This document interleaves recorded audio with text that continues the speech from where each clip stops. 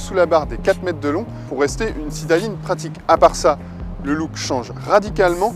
Fini la C3 randouillarde de Papy Mamie. Ici, on a affaire au code stylistique des C4 Picasso et C4 Cactus. Certains adorent, d'autres détestent, à l'image de ces air bumps qui font polémique. Sachez que si vous n'êtes pas fan de ces bacs à glaçons collés sur les portières, ça reste une option sur notre niveau de finition intermédiaire fil.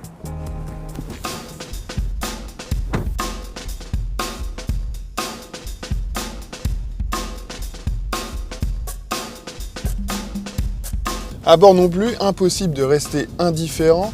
Certains vont adorer le style qui rappelle celui étrenné par le Cactus. Les autres vont détester les plastiques noirs, durs et brillants et les petits défauts d'ajustement. Mais il n'y a pas que les apparences dans la vie, on peut notamment se réjouir de la position de conduite. Par exemple, on peut s'installer très bas, comme au volant d'une sportive. Franchement, moi j'adore.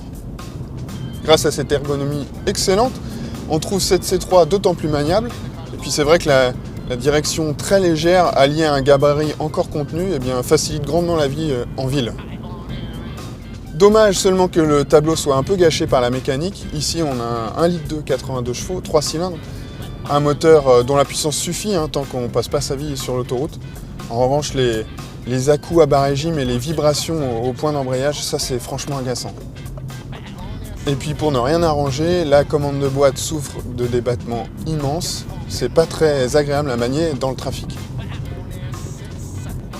Les inconditionnels de la boîte automatique devront donc se tourner vers le PureTech 110 chevaux en essence, une mécanique plus onéreuse évidemment. Comme toute Citroën, en fait, cette C3 préfère mettre l'accent sur le confort. C'est vrai que l'amortissement, lui, est réussi. C'est souple, c'est vrai qu'il y a des mouvements de caisse, ça en déroutera certains, mais les clients de la marque, eux, ils trouveront leur compte. Et puis, je crois que dans la catégorie, effectivement, il n'y a pas plus moelleux. Ce n'est pas parce que la voiture penche un peu dans les virages ou plonge un peu au freinage qu'elle n'est pas sûre. La C3 repose sur la même plateforme que la Peugeot 208 et affiche le même sérieux dans les situations d'urgence.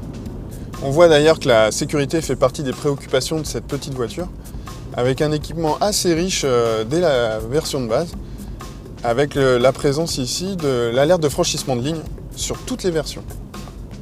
On trouve d'autres équipements modernes à l'image de la surveillance d'angle mort. Dommage que le système ne soit pas plus visible quand il s'active dans le rétroviseur.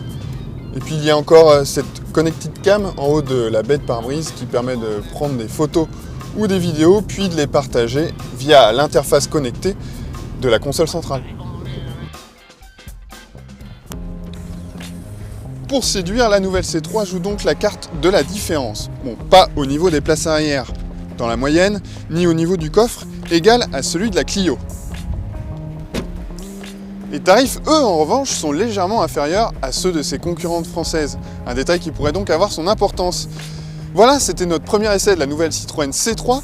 Je vous dis à bientôt sur automoto.com et retrouvez-nous sur nos chaînes Dailymotion et YouTube. Ciao!